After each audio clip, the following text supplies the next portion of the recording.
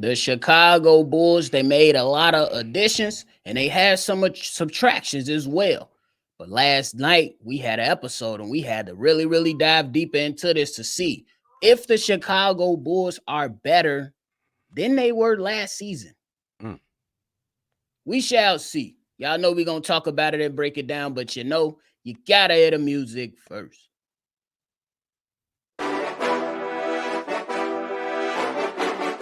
Cognac, gang.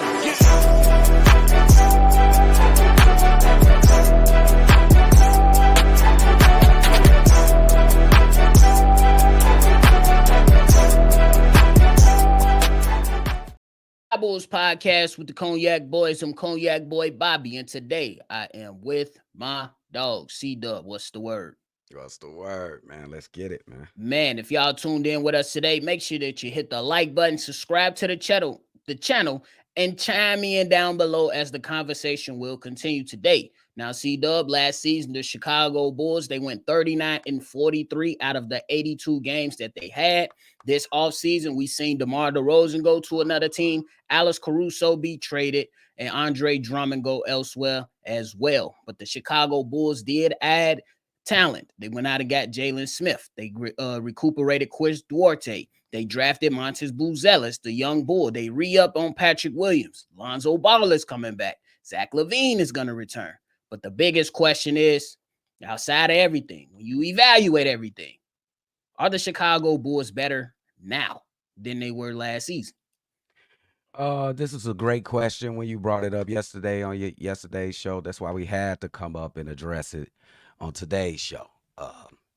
When you look at the past team that we had, the last regime, it was underwhelming. They definitely underachieved, and you can also add in some devastating injuries, especially to Alonzo Ball, that kind of held this group back.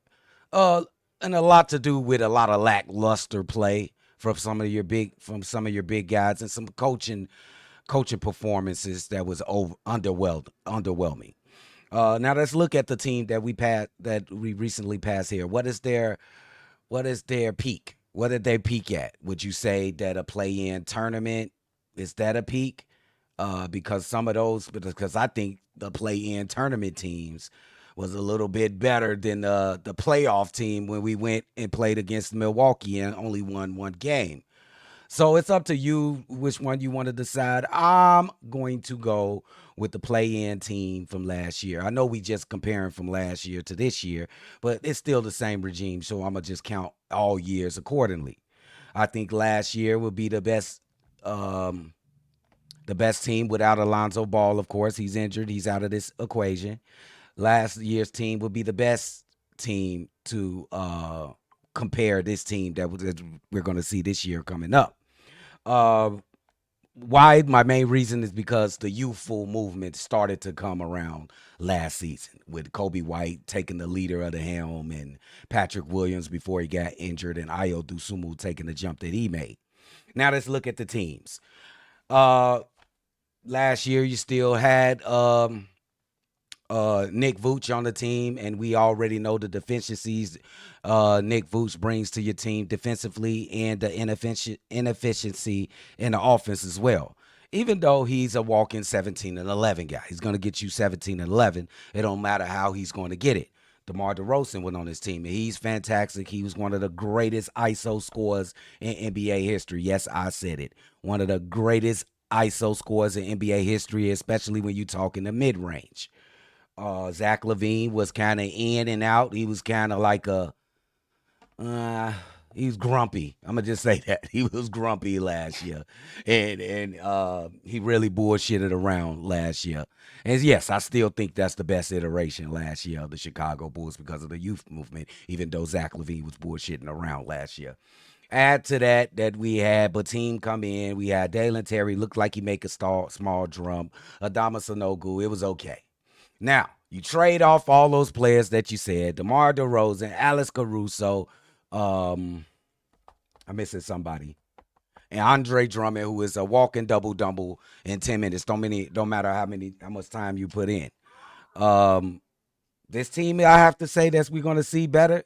This team that we're going to have this year, I gotta say, it's going to be better.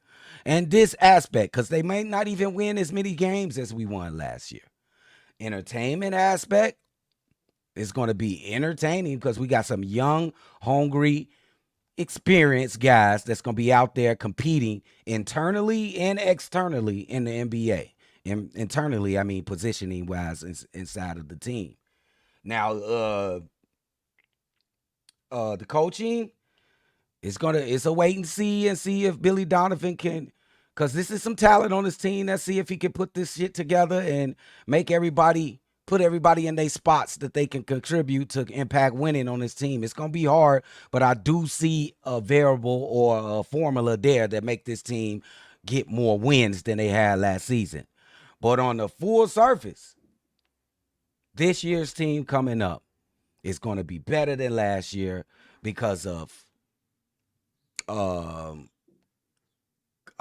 youthfulness, because of the newness, and because of we can have more of a team. I don't think we had like a solid team last year. Like it was a lot of friction we was hearing from the locker room and stuff. So maybe not been a lot, but it was a little bit. So it's a good chance for us to turn that corner and flip this thing all the way around. I'm saying this year's version is going to be light years ahead of last year's version of the Chicago Bulls. Don't matter what the win total is. For sure. So I understand that. But I'm looking at the squad from this season to last season. As of right now, today, on this episode, this current team is not better than last year's team.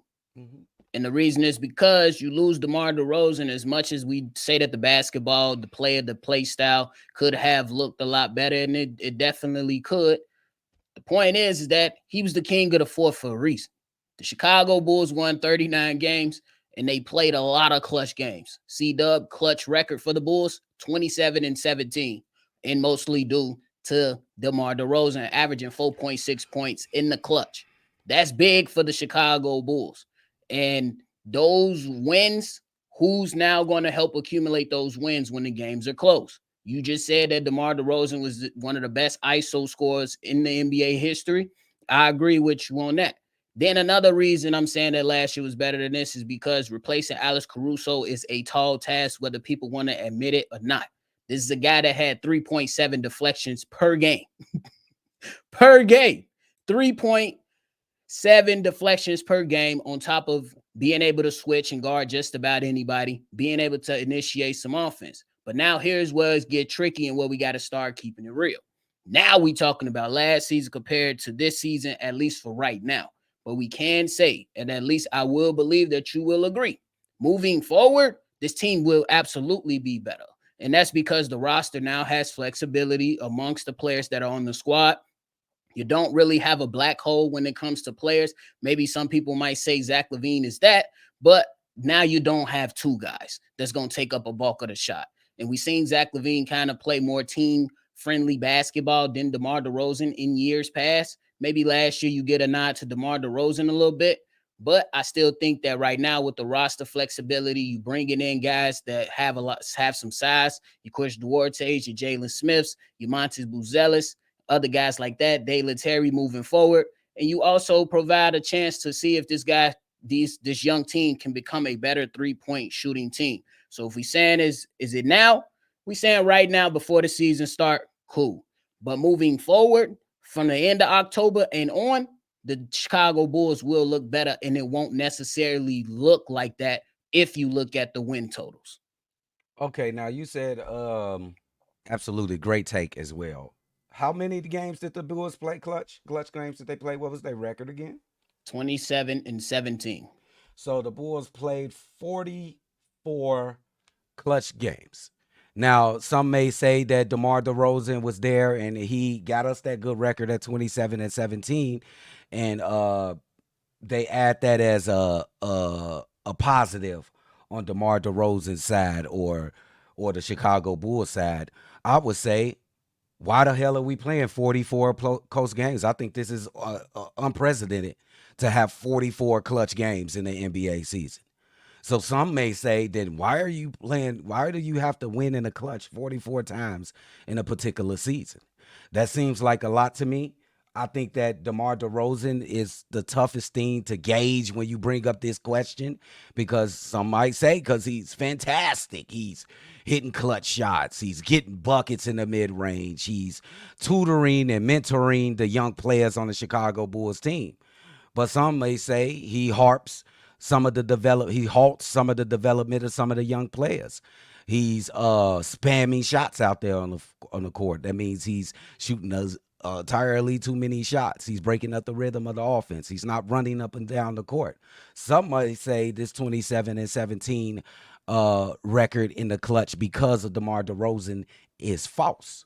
What do you have to say about that? I'm Fool's pushing gold. back. Fool's gold. Fool's It's gold. not fool's gold, in my opinion, simply because we watched it. This is what the box score is not going to tell everybody. When things got tight, players deferred to DeMar DeRozan. We seen once the game plan started to change for Kobe White, there was a lot of possessions to where DeMar DeRozan was initiating offense. And I feel like other guys had the opportunity to step up. Nikola Vucevic didn't. He didn't increase his point total after that Zach LaVine went down and he know that he had to be the leader that he had to be, but wasn't. Then when we talk about the other point guards, Javon Carter, he was pump faking out of his shoes. At least when DeMar DeRozan pump fake, the shot go up. Javon Carter, there's a play right now circling Bulls Nation. He's literally at the basket, gets the opportunity to score. Literally no one around him. He passes that out. That happened on more than one occasion with the Chicago Bulls. And if we're talking about why they played 44 games in the clutch, it's just simply that the Chicago Bulls were not good enough to simply win games at the level that they should have been able to win games. And it wasn't all on the players. Coaching played a part in that as well. Okay, then I would have to hit back like we know we got us an election coming up and we ain't gonna get political on this show. And I just want y'all to think about this for a minute. And I definitely ain't trying to dump on DeMar DeRozan because I think he's fantastic. He's a Hall of Famer. But in politics, you want to mold the narrative, correct? In your favor. So how about DeMar DeRozan? He mentors all the young guys that must defer to him in the clutch because they think they feel the need to because they look up to him like he's a leader or he's somebody you should follow. And indeed, he might be that. But is that for the good of the team? All I got to say is DeMar DeRozan, if he wanted to run for Chicago Bulls president, he will. And be careful of giving him these accolades that we give him. Because, you know what I'm saying? Because other people could make those plays. Kobe White could make those plays. Zach LaVine could make those plays. Ayo Dosunmu could make those plays. We don't have to force it to DeMar DeRozan. All I'm saying is maybe the fix is in. I mean, I understand that, and we going off maybes, but the point is that the guys ain't did it. CDubb, out of the 27-17 record, my man's DeMar DeRozan missed 4 games that the Bulls played in the clutch. Okay. Their record was 1-3. Okay. Not the best record. It's not a big sample size, so we got to take it for what it is. We'll keep it a buck on that aspect. But what the record shows is that those guys was 1-3 without him. I don't mean that. It's a little piece of cake. Something. It's a little piece of cake. That ain't even a full piece. We gotta go with what we got. That's like, man, let me get a piece of that, and you just take a little piece of the corner and give it to the person. You gotta go with what we got though. But like I said, maybe the reason is something that you look at and be like, hold on, somebody is very well capable. The problem is that right now, before we play a game, we don't know. Now, I know you're an honest guy, and I never would accuse you of not being honest. Maybe you just forgetting right now. You always, maybe 2 years back, we was like, man, why don't you give Zach LaVine a chance in the clutch? While he come the same old play, we could predict the same old play in the clutch. What happened, nephew? What happened? We drew up the same damn play. And that, to be fair, Zach LaVine, Billy Donovan X'd him out of those opportunities. He did. He did. And then, when DeMar was hurt and Zach LaVine had to take a 3, what'd he do? He took a 2. That's why. That's why. For But sure. he's not the only one. It's, Ayo and Sumu made big time clutch shots he before. has. Those guys have stepped up in major moments. Like the love is automatically gonna go to DeMar DeRozan because he was the man. But we cannot ignore that there were some moments to where guys did rise to the occasion. DeMar Ayodo DeRozan. Sumu, you mentioned him, and then Kobe White has hit big buckets in late game situations as well. But DeMar DeRozan wasn't the man last year, just to let you know. in the clutch, he was the man. What are you talking about? He wasn't the man. He can't be the man in the clutch and but not be the man on the whole team. Kobe White was the man last year. Kobe White was the man last year. But the whole premise of the argument is that in the clutch, to close out games for a young team, DeMar DeRozan was able to accumulate 24 wins. We don't know who's the young player that's going to step up to be able to close out these games to accumulate wins because they're not going to blow people out the gym. Give somebody else a chance. That's all I'm saying. But that ain't the point. The point is that who's going to step up. Somebody very well is going to have their chance. And those guys in the same season, last season, had their chances. And some of them it wasn't succeeded. Completely out of them. Some succeeded. Some succeeded. Alex Caruso hit some big shots in the clutch last year. Ayo Sumu hit some shots in the clutch. But can you carry the mantle? Is the question. Can you carry the mantle? You have to get an opportunity. CDubb, you can give me a paragraph to the paper, but if I wrote the whole damn paper, I carry the work. He didn't write the whole paper. I see what you're saying, but he didn't. Paper. You know, he didn't. Kobe White was the author of the paper. Gave a summary. Ayo Sumu gave a sentence or two. Kobe White authored the book for the Chicago Bulls season last season. Yes. He was the surprise in the story. Oh, wait a minute. Who's the leading actor of the movie last year? Chicago Bulls 2002. Ain't no fucking way. Last year the star role player was DeMar DeRozan. It was Kobe White. It wasn't even what? Co-star was Kobe White. Come on. That's absolutely not true. Kobe White was the leading star of the movie last year, and DeMar DeRozan made guest appearances. Was the leading actor. This was a Denzel movie. and DeMar DeRozan made guest appearances at the end of the movie. Hey, this was training day. DeMar is motherfucking Denzel. Kobe White was Jake. No. Kobe White was Jake. He took the money. You disrespected Kobe. Kobe White took the money, bro. You disrespected Kobe, bro. How? Kobe was the lead dog last year for the Chicago Bulls. Of training camp. Camp? What's about the season? Training day. Camp. Come on, bro. You know that too.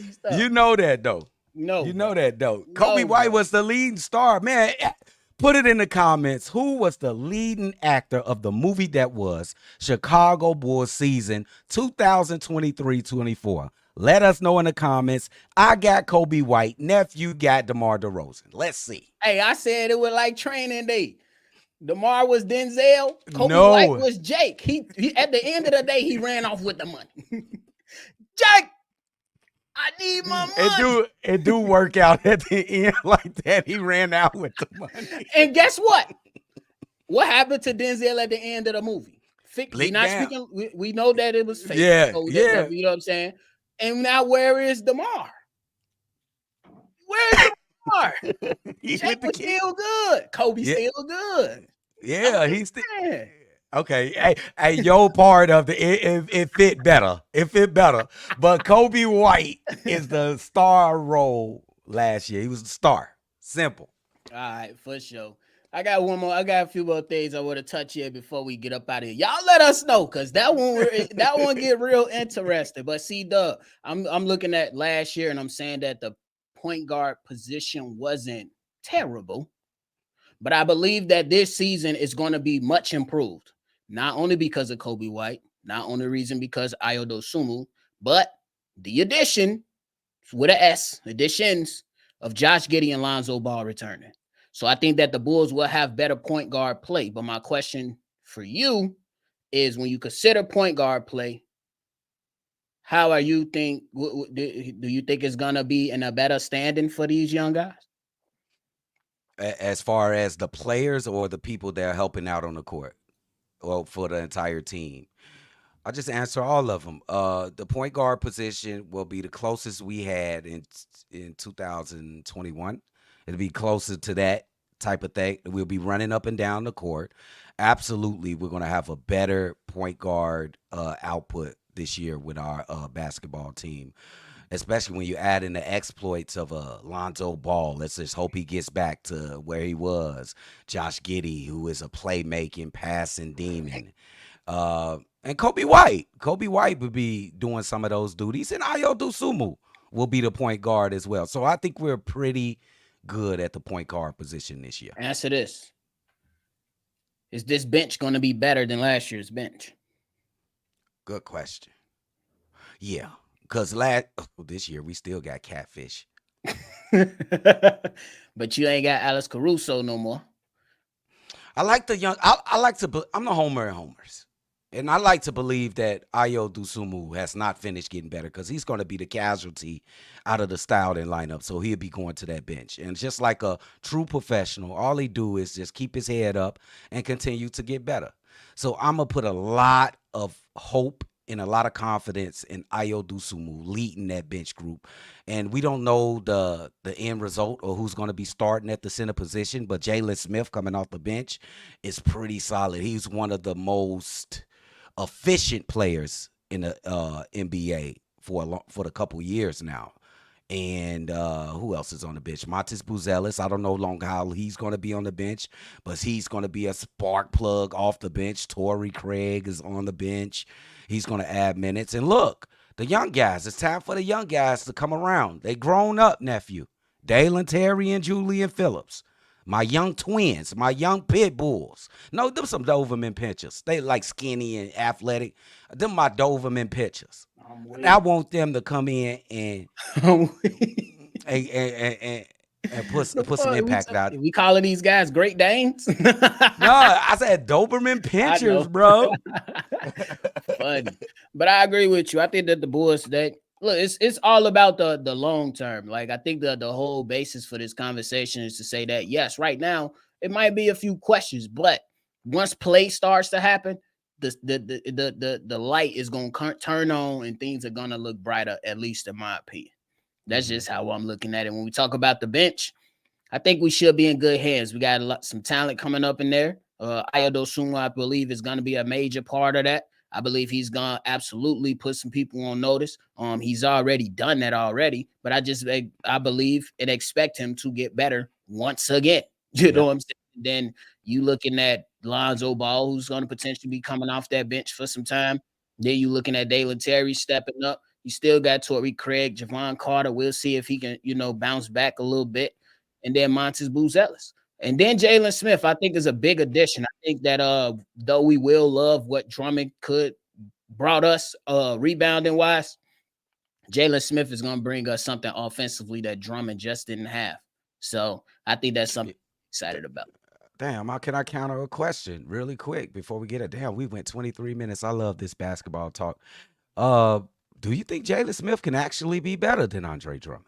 Oh, yeah, I think he already got the tools. And I think he might, if he not, he's absolutely there and probably already a better prospect right now. Even with Andre Drummond is just, he's spectacular. He come in for 7 minutes, get you a double-double. Come in for 5 minutes. Ridiculous. It should be crazy. It's just not going to be. You still think that Jalen Smith is better. And I agree. I think Jalen Smith will be better for the team.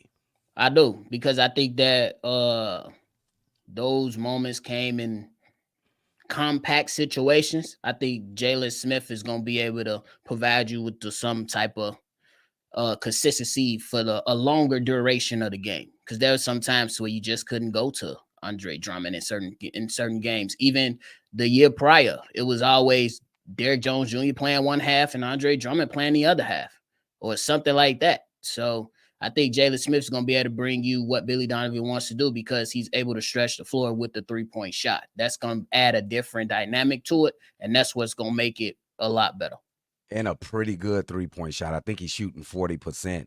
It really shouldn't be a comparison about Andre Drummond. It really should be a comparison with Nick Vooch, because I think they should be competing for the starting position. And I think that my man Jalen Smith, he can actually beat out Vooch for the starting role. I just think For he's sure. better on both sides of the ball. Even though Vooch is a 17 and 11 guy, I think Ooh. he's better. Ooh. I feel like CDubb trying to save and let y'all know what's gonna be one of the next topics coming up. But hey, we gonna leave it right there, brother. You good? We gone? Okay. Yeah, we good, man. That's enough for y'all. Y'all make sure y'all comment, bro. Kobe White was the leading actor, Joe. He was buddy off what is that damn movie with Cameron and them Paid It Full. He was what's the black buddy, dark skinned buddy? He was him. And Menace to Society, he was Old Dog. And then Boys in the Hood, he was Ice Cube, bro. Hell no. All of them lead to the same point. What's the same point? You said that Kobe White was Ice Cube, but the star was Cuban Gooding Jr. The star was not Cuban Jr., bro. What you talking about, bro? You know that. You know that, bro. That's it from us today, ladies and gentlemen. Thank y'all so much for tuning in. Make sure before you go, you hit that subscribe button. And if you want to be a part of the mailbag episode, you call in 773-242-9219. Leave your take on everything Chicago Bulls. You can even chime in on today's topic. Let us know. Thank y'all's Bull Nation. Always see red, and y'all already know. We're going to catch y'all on our next one for sure. Cognac. Gang.